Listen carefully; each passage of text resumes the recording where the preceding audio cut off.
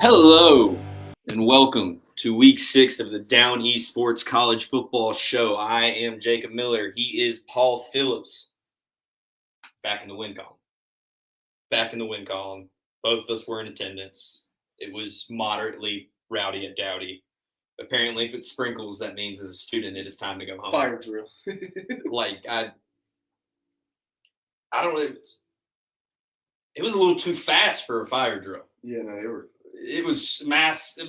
I mean, you'd have thought it was monsooning the way the students left for a 30-second rain shower. They were hauling. Not even a shower. It was like It was a sprinkle. Yeah. A mist.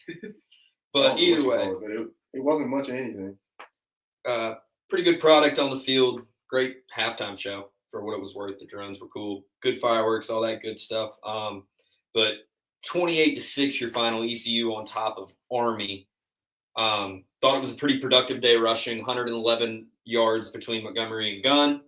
I think you can be pretty happy about that. And for my money, at least the best our ground game has looked this season by a wide margin. So yeah.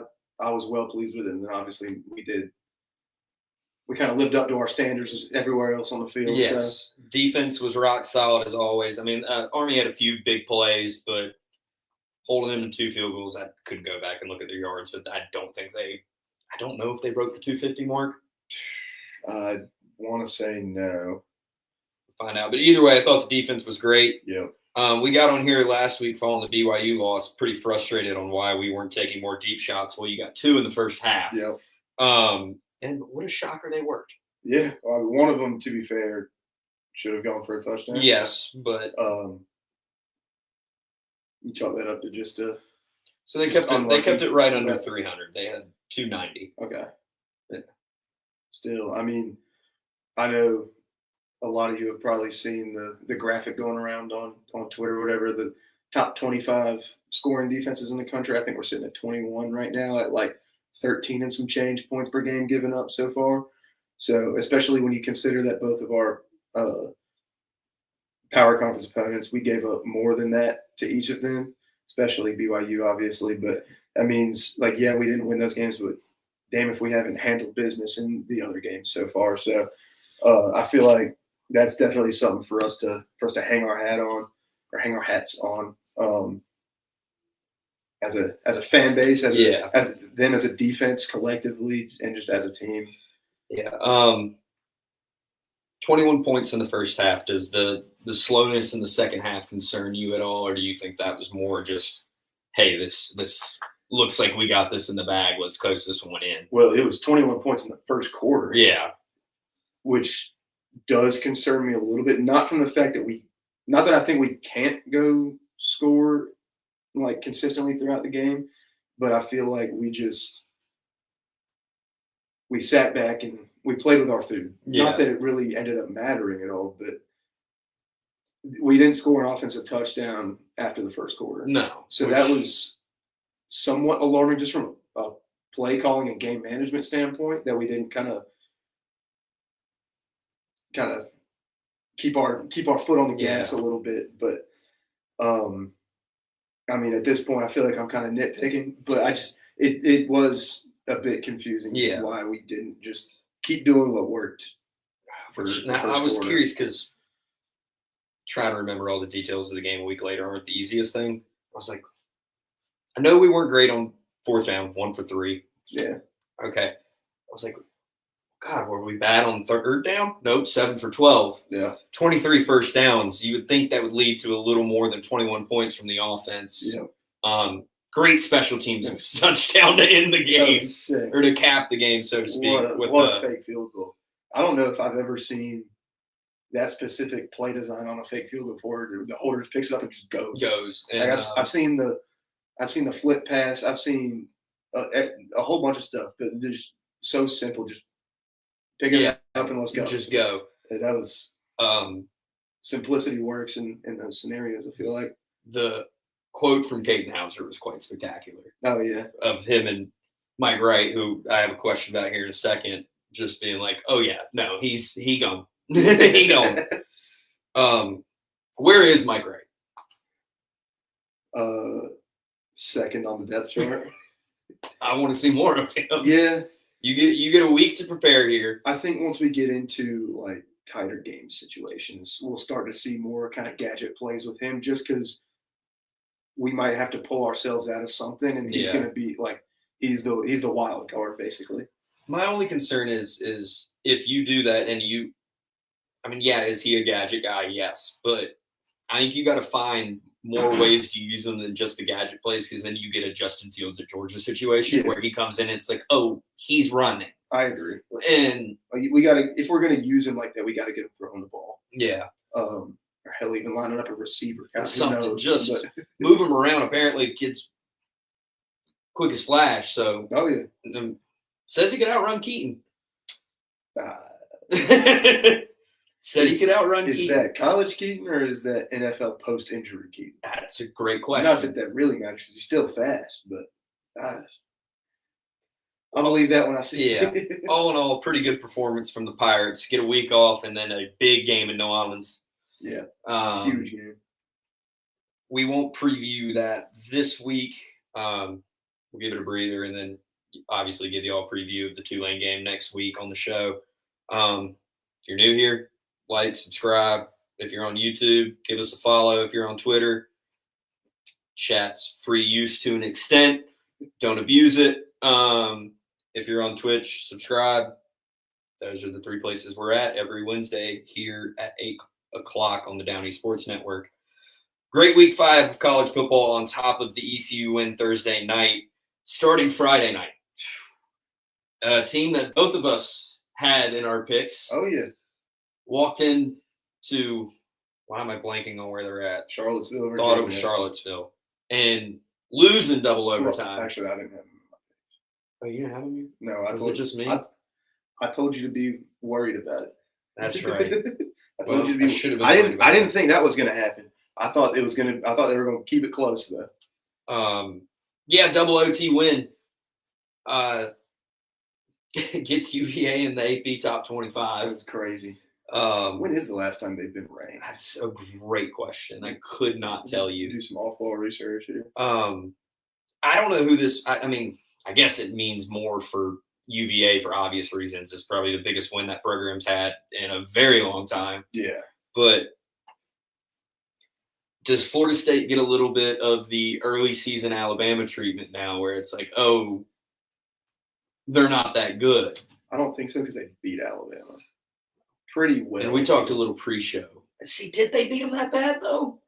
I mean, the score was pretty close. You go back. Yeah, but I mean, if you watch the game, like, yes, they got manhandled. Yeah, from a score standpoint, I agree with you. But if you're just watching that game, from what I remember of it at least, like, Florida State more or less had their way, especially down the stretch in that game.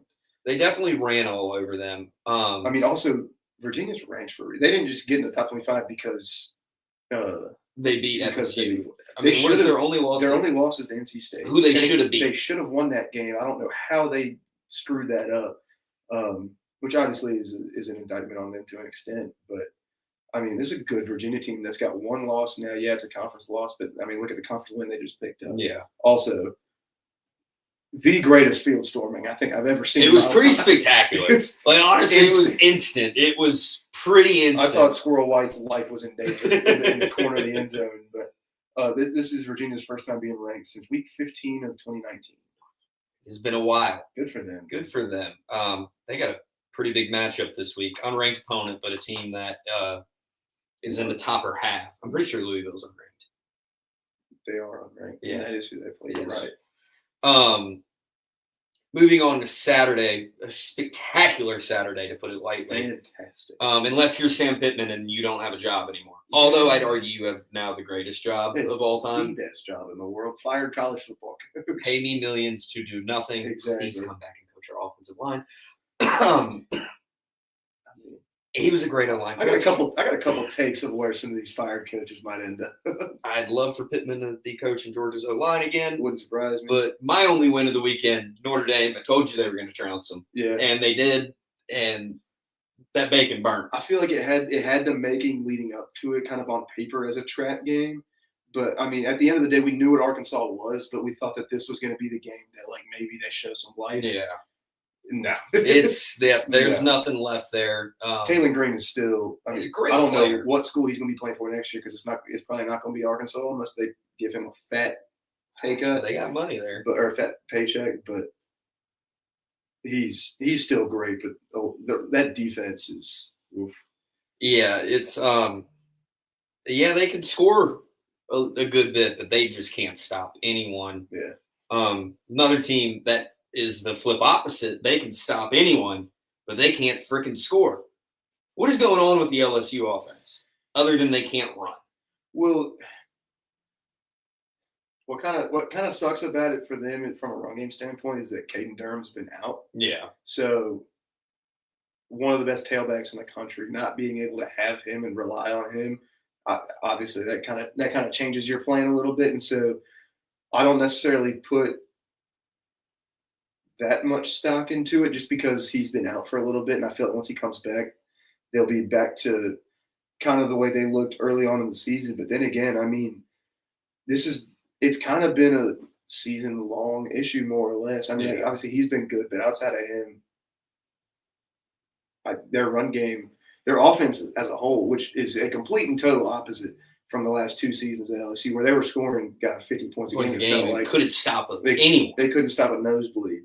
And then now it's just flipped on its head to where it's one of the best defenses in the country. Yeah. But they just have nothing to show for it on the offensive side of the ball. So I really don't know what to make of it so far because I have not been impressed with Nussmeier on a consistent basis throughout this season. But which, I mean, it's Twitter, so you got to take everything with a grain of salt. But apparently he's got an oblique injury is something that's been floating around. Everyone's got something. But the fact that they turned it around the way they did on defense through the portal, and this is something we spoke about before they played Clemson, that I was worried about the offensive line, which I think has a little bit to do with it because he does seem to be a bit rushed. And typically if you don't have a good O-line, you're going to struggle to run the ball. But, I mean, this is very much a transfer group offensive line. And did they miss or is it not meshing? I don't know. Yeah, but it's got to be something of both, right? It's got to be a little of both. It has to be. Shout out Ole Miss. I mean, Lane is real. I'll get back to them. They looked damn good, which they have all season, but that was the real kind of stamp on it. Yeah. So far. I think they both probably should have been in our top 12s already and weren't, but I think that's been fixed. Yeah. But as good as Saturday was, it was a bit of the same story, different book. As Penn State loses to a ranked team, and Georgia loses to Alabama.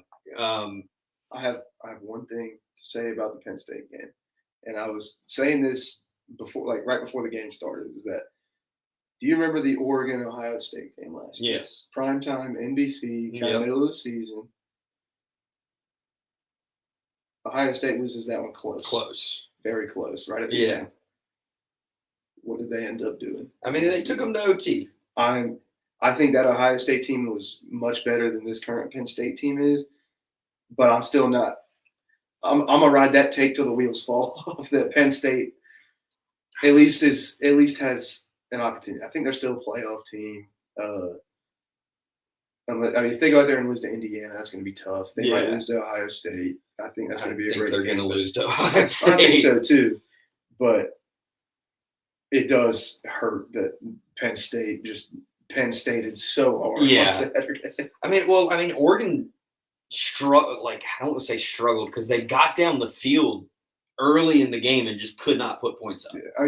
Both teams struggled. Yeah, in the first half of the game, basically, at least from you said, from a scoring standpoint. 0-0, 3-0. I can't remember. I'm gonna have to find out. It's very different than what the first half of the Georgia game was.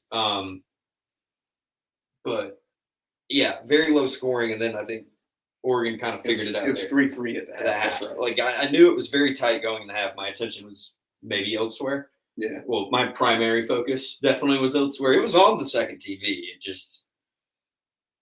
I tried to tell you they weren't going to beat Alabama.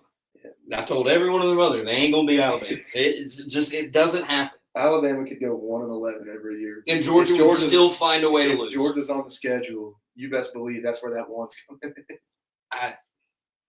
I still look at Georgia and Penn State in kind of similar ways. Both these teams are fine. Yeah. It's okay. You got one. No, they both lose by 3. It's 24-21 Georgia. I assume it going to overtime, they both lost by 3. You talking about the Oregon? Yeah. It was 30-24. Okay. It was a touchdown. Touchdown. All right. Either way, one score game. Both of them went down to the wire. Yeah. I think people. Well, obviously, everyone was high on Oregon. We know Oregon's a good team. So it's like if you're looking at that, then obviously you still got to think Penn State's a talented football team. I think people slept on Alabama. I think Ty, and you saw it in the first half. Yeah. Ty Simpson can flat play. Oh, yeah. And he has proved me way wrong because he's legit. So I know, I'm with you. I thought he was going to be a bum. He is legit. Yeah. The kid had the game of his life almost. Yeah. I definitely had the first half of his life. They were 10 for 11 on third downs at one point. Yeah. Y'all could not stop him on third down. No. And you look back at recent history of Alabama and Georgia games, Georgia seems to do something to beat themselves every time. And I don't know if you want to point to the drop touchdown or if you want to point to the going for it on fourth down in the fourth quarter when you probably should have kicked the field goal to tie the game. And I'm not a Bobo hater. I will defend Bobo. Yeah. But that fourth down play call was awful. Yeah. It reminded me of the fourth down play call that ECU had against NC State. Yeah. It just wasn't. It's like, okay, we're just going to give us one option, and if it doesn't work, we're fine. Yeah. We're just done for. So, it definitely shook up our top 12s. To put it lightly. Absolutely. Trying to think what else big storyline from last week we might have missed. I don't really think there was much. There were a couple just like pretty good down to the wire games, but let me see. Talk about Florida State. TCU lost a close one. Yeah, that was. USC Illinois. That was a pretty good. I ended up turning that game off for a little bit because I was like, all right, I think Illinois was up 14, and I was like, they were just running it down their throat. I watched the end of that game. It was interesting. Yeah, last second drive by Illinois, kick 39-41, somewhere in that range. Field goal to win the game. Let's see if I can beat you to it. 41-yarder. Yeah. It was incredible in that game. The way USC came and took the lead there. My guy, Mekhi Lemon. Yeah. He's been a regular fixture in my ultimate team on the video game for a little bit. The hook got me in the game you told me to look out for. Mississippi State just couldn't hang on there. I know. It's a good football team. Washington. I think they should still be ranked. Honestly. I think so too. Washington gave Ohio State the first half of their lives. After that, Ohio State kind of ran away with it. Yeah. BYU had an interesting one. BYU had a tight one against Colorado, which Dion had to apologize. Yeah. Auburn and Texas A&M played maybe the most boring football game of all time. Yeah. A&M comes out on top. Apparently, Jackson Dart's getting benched now. I can kind of see why. Jackson Arnold. Jackson Dart's starting for the Giants. Too much fantasy on the brain. But yeah, that's kind of That's all I got from week 5. That's basically it. I mean, I'm looking through it again. That damn Indiana Iowa game, dude. I apologize if you took the over because of me in that game. That was a horrible idea. Not great. Yeah. Vanderbilt gives up 35 to Utah State. Still won by 20, but they had to have a little slip up spot somewhere. And it really wasn't because they scored 55 points. Pavia can play. Yeah, Pavia is special. Pavia can play. Cal finally figured themselves out against Boston College, just barely, but Cal they got shut out by San Diego State 2 weeks ago. Yeah. And then this week, I mean, granted in a close one, but at Boston College, which no matter how bad they are every single year, it's never an easy place to play. No. 28-24 there. That's really all I got, I think. I'm going to rip my top 12 first because you get to do your picks first because I'm god awful. Okay. Pretty big shakeups in my top 5. Oh, yeah. Got a new number 1. Oh. Oregon. Wow. Jumps 3 spots. They're my new number 1 in the land. Ohio State sticks at 2. Miami, I think, I meant to put up 1 to 3. Oklahoma up 4 spots to the 4 spot as of right now. Texas A&M in the 5 up 4 spots as of right now. Ole Miss at number 6. They are brand new to my top 12. Debated at putting them at 4. I'm just not quite there yet. 7, Georgia Tech, got them moving up 2 from last week. Which did Georgia Tech win? I think I forgot to win something. I'm pretty sure they won. Either way, Texas Tech in the 8 spot, moving up 3. Indiana up 3 as well to the 9 spot. That's right. I forgot about that. I was watching the end of this game. Yeah, too. That was close. That's why I knew it was something. Wake in overtime. When they give up the touchdown to Wake after Georgia Tech had already scored, and then Wake goes for 2 to try to just win it, and it's just not a great play call. But yeah. Number 10, new to it, Alabama. Yep. Number 11, I got my Dogs down 5 spots and ranking last in the top 12. I got Penn State dropping all the way back. Yeah. I think they're a playoff team. I just don't believe in Penn State that much. That's fair. I just don't. I have a little more faith in Georgia than I do Penn State at the moment. Yeah. That much more. And that would be my top 12. Let me go and rip mine. Yeah. All right. Number 1 stays the same. Ohio State, I think, is clearly the best team in the country. Number 2, I had Miami at 2 last week. I figured they didn't do anything actually, I don't think they did anything at all. They played. I think they played. That's right. No, they did. But they didn't do anything, as far as I'm concerned, No, they didn't. They were on bye. That's what I thought. But it all runs together. Miami, by virtue of not playing and not doing anything wrong, stays at number 2. Oregon's up to number 3. I think I had them at 4 or 5. Ole Miss up to number 4. They looked damn good on Saturday against the Tigers. Number 5, Texas A&M. I agree. I agree. I just watch out for that thing. Yep. Number 6, I got Penn State. I had them up at number 2 or 3 last week, and I feel like losing to the team that you put at number 2, I have at number 3, isn't and that was, I mean, close game all the way. Not a great game, but a close game. Not a great game from a scoring outbreak at least, but they didn't do enough to me to slip way down. Number 7, I got Indiana, mainly just because what they've done, and I think they're not quite as good of a team as Penn State. So got them right behind. Then I got Oklahoma at 8, just injuries on why I'm holding off on them for now, waiting on my tier. Number 9, wait. I made a mistake. We're having a live game flip? Well, no, I had Indiana twice. Oh, nice. So I'm going to follow you. We'll throw Georgia Tech in there. Okay. Number 9. Wow. Attaboy. Number 10 is where the Crimson Tide are, just like I think you have at 10, right? Yeah. Yep. I got Alabama, which I think they were already at 10 for me. So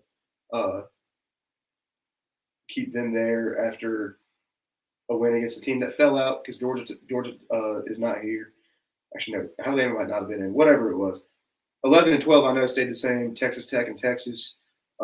Texas Tech was still like clearly the best team in the Big 12, especially after watching TCU lose.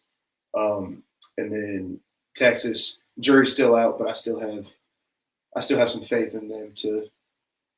I mean, their only real blemish is a loss on the road to the team that I think is best in the country. So.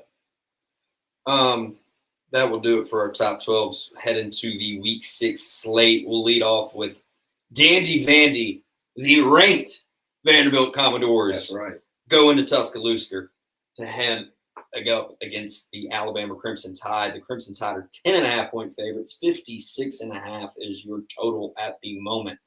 I don't want to say what I'm going to say about this game because it's going to come up later for me. Okay. But I think Alabama wins. I'll just leave it at that. I think so too. Wins. I think this game, that number, I wanted to take it. I know you got it coming up. With Vandy being kind of the wild card, I guess that they are.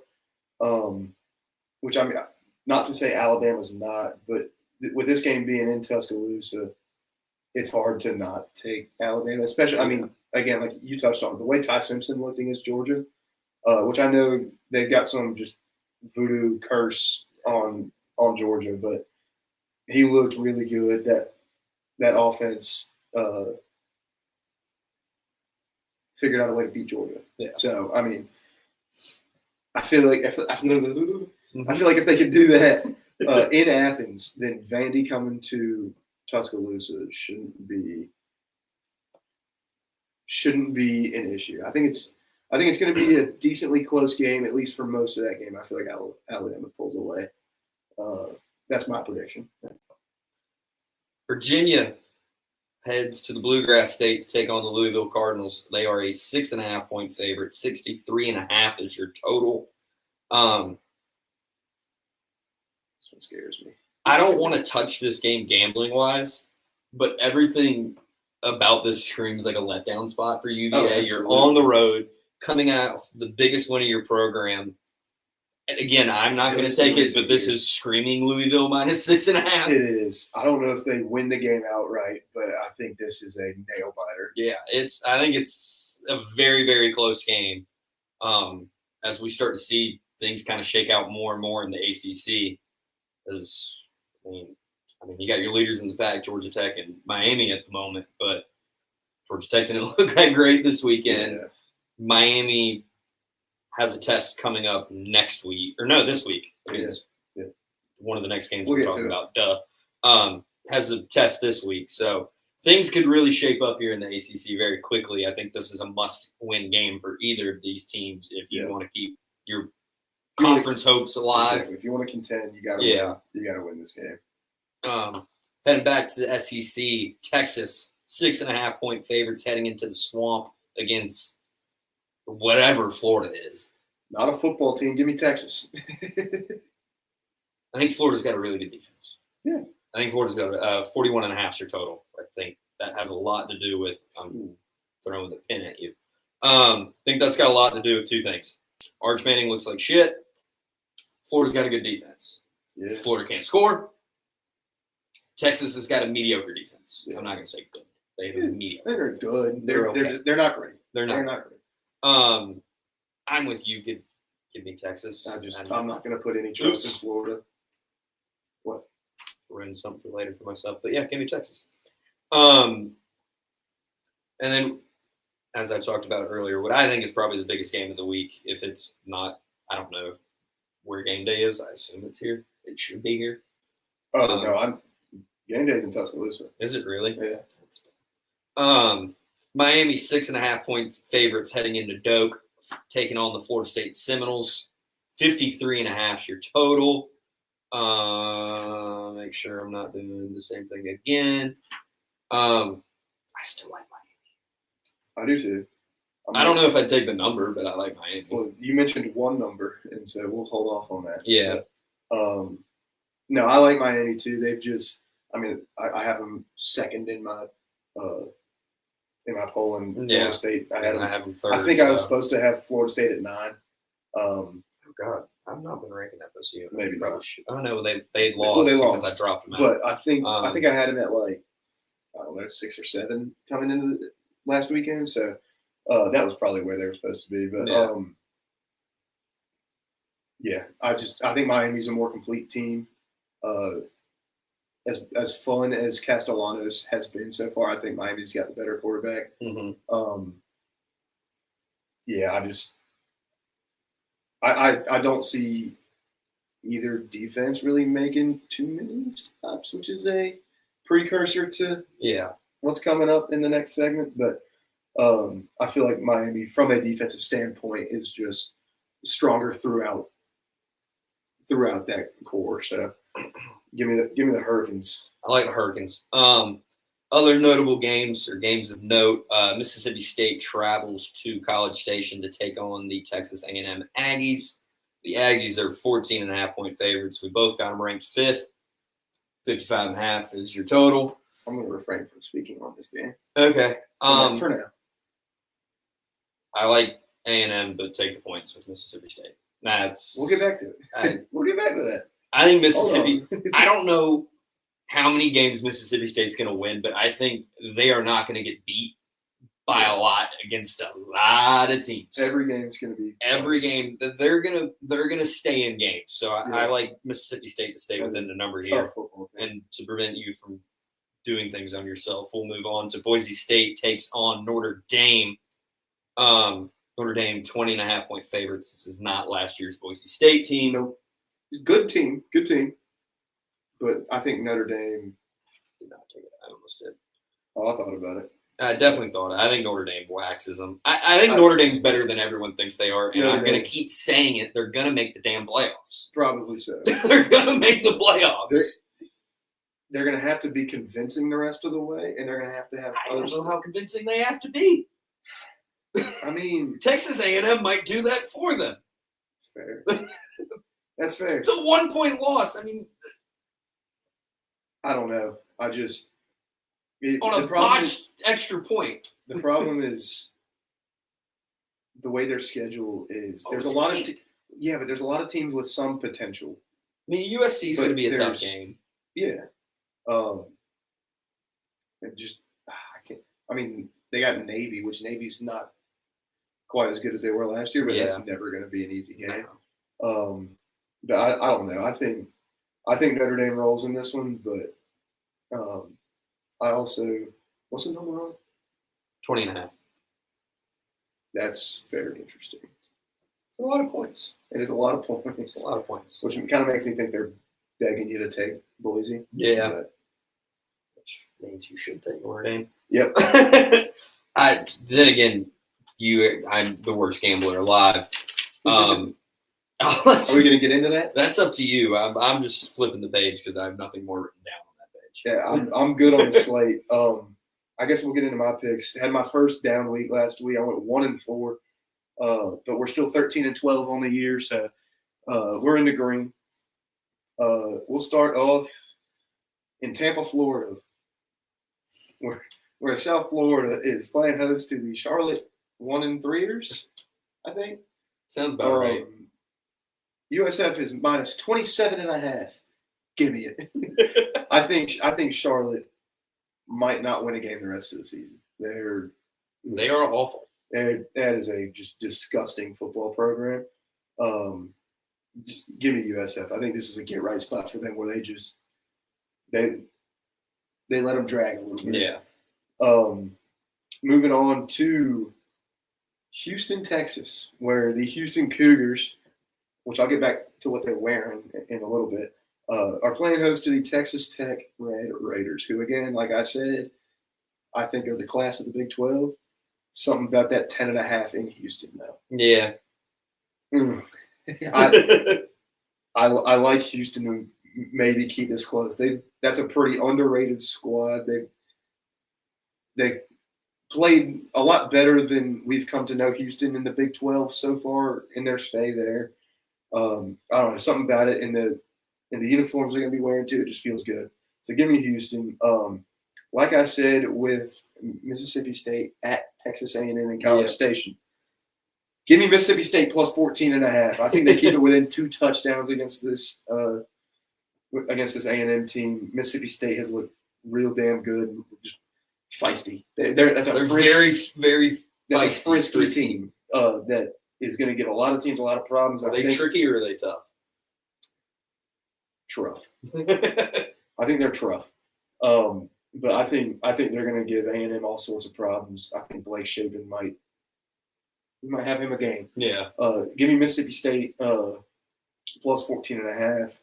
Then we go to Lincoln, Nebraska, where I think I know you're a Michigan State guy. Yeah, they suck. I think Nebraska is 10.5 points better than them at home. I would agree. I don't think Sparty's very good. And then we got to talking about Miami and Florida State and a certain number, which was the total in that game. I like the over in this game. Give me Miami, Florida State over 53.5. And those are my 5 picks. I have one total. I finally getting my first total of the year so far. Yeah, I've been ripping a bunch of spreads. I think this is like my 2nd or 3rd total, maybe. We don't talk about last week's total. No, I unfortunately went 1-4 last week. 8-17 on the year, just absolutely brutal. At some point, I got to turn this around. I'm running out of bullets. Ohio State minus 20.5. They're at home against Minnesota. Yeah. Minnesota, no good. No. Give me Ohio State. Minnesota bad. That's why I held off. Minnesota. I got these for days. You got it. 2 of, I think, the top 5 quarterbacks in the SEC facing off against each other this week. 2 defenses that I've seen be susceptible to points at times. I know where this is going. Over 55.5. I got it early. Screw the 56.5. Alabama versus Vandy. I got the over. I don't know how much that point matters. To be honest, probably won't. This could be a situation where I just didn't do enough research. But explain to me why Iowa State's a dog against Cincinnati. I guess it's in Cincinnati. It is in Cincinnati. What's the number? Give me the Cyclones plus 1.5. Ooh, yeah. I mean, Cincinnati is a tough place to play. They showed some life early on in that Nebraska game that they ended up losing, but still, I think, I agree. Iowa State hasn't looked like the Iowa State of seasons past necessarily. Yeah. They're still a very good team. I still like Rocco Beck, but something about that team just feels kind of off to me, but not 1.5 to Cincinnati off. So, give me the Cyclones. Back to the Big Ten. God, I'm really basic. I got 2 Big Ten, 2 SEC. That's fine. Michigan's at home against Wisconsin. We're talking about teams that aren't very good. Yeah. Wisconsin. Yeah, that's 16.5 points still doesn't seem like enough. Give me Michigan. I don't know if we talked about that when we a couple of weeks ago when we talked about the coach firings. No, I brought him up. Did you bring? I brought him up. Okay, I couldn't remember. Yeah, he not even like. How is he not on the hot seat? He's got to be, but I think he's still a great coach. It's just he's trying to do something to Wisconsin that Wisconsin isn't, and he's trying to air raid Wisconsin. And I think he's tried to bring it back, like reel it back a little bit, but it just isn't working. I think he's too far gone. I think they're pretty banged up as well. Yeah. Final pick of the week. I just think Florida's terrible. Yeah. I don't think Texas is very good. It's why I haven't ranked them since I think week 1 or 2. I've not ranked them since I think week 2. I don't believe in either of these teams, but I believe in Texas a whole lot more than I believe in Florida. Absolutely. I think Texas can win this by a touchdown. You give me Steve Sarkisian versus Billy Napier, I'm going to take Sarkisian. Yeah, I'm going to take the better coach here. Sarkisian with a bullet. Yeah, so that will do it for our picks of the week. Hitting the closing segment here. Pretty quick show, can't lie. There's no preview for this weekend. Yeah, but I'll let you do your jerseys here as I finish writing down my timestamps. We'll start with a couple sweet helmets. My helmet of the week, again, with Western Kentucky. They never do wrong. They can never do wrong in the uniform department. They're rolling out black helmets with white script tops on the side, but that white has big red eyes, like in the writing. Pretty sick. Nice. So that's my helmet of the week. Only other notable one of those that's not involved in a full uniform is Arizona's got, you know, that throwback kind of logo they got? Yeah. The Sandstorm logo? Yeah. They're going a full red helmet with that logo. It's going to be sweet. Uniforms, Notre Dame's going all green this week, which These things are idiots. they're cool when they wear, if they were to wear like white pants with them, Yeah. or even navy pants. But white pants would look Just really good because they've done it before and it looks sweet because it's a great shade of green. Yeah. But when they go full green unitard, it's all right. Like old Mountain Dew. But again, Kelly green's my favorite color. You put Kelly green on anything, I'm probably gonna like it. So, as I mentioned before, Houston, they're pulling out their Oilers style uniforms this week with the baby blues. They're gonna be looking real nice when they maybe almost beat Texas Tech. Uniform of the week though, Air Force pulling out the F-16 uniforms this week. God, they're sick. So yeah, give me Air Force dressing up as planes. That's my uniform of the week. Really, my only real great matchup. I think that Houston Texas Tech game is going to look really good. Yeah. But the only one I wrote down is Clemson in North Carolina. That should be. Those are two, that bright orange with the purple, just on that bright blue. Which, as much as I despise them with a passion, they do have great uniforms if you're into that sorry shade of blue. But as per usual, we got a bunch of color overload games. Charlotte USF, so much green on a green field. You're not going to see anything happen. FIU UConn, just Navy out. Miami, Ohio, and Northern Illinois, just red fever. FAU and Rice, another Navy out. Mississippi State, Texas A&M. I hate when these two teams play each other because they look the same. And then Duke and Cal with a whole bunch of blue. And then segment I started last week, the colorblind. Thank God it's back. The colorblind games of the week. I was just like, please tell me you have a colorblind game of the week. Colorado State is making their second straight appearance against San Diego State. It's my new favorite segment. Ohio and Ball State. Let's go. Another red green. Michigan State and Nebraska, who I'm betting on that game. Might not watch it just because I'm not colorblind, but out of respect, I feel bad. I remember what happened when the Jets played the Bills, the first ever color rush game in the NFL. God. The Jets were all green, the Bills were all red, and it was basically, if you were colorblind, the entire thing looked gray. Those are my colorblind games of the week. Oh, that's great. And that's all I got. Oh, that'll about do it here on the Down East Sports Network. Like, subscribe, retweet the video, share with a friend. If you're on Twitter, give us a follow. If you're on YouTube, like, comment, subscribe. If you're on Twitch, subscribe. If you want to put stuff in the chat, we're here every Wednesday at 8 o'clock. Yeah. Tweet at us. Feel free to interact as much as you want. You can find us all over Twitter. But that will do it for week 6 of the Down East Sports College Football Show. I'm Jacob Miller. He's Paul Phillips. We'll see you next week at 8. Let's go Pirates. Go Pirates. Trim my mustache.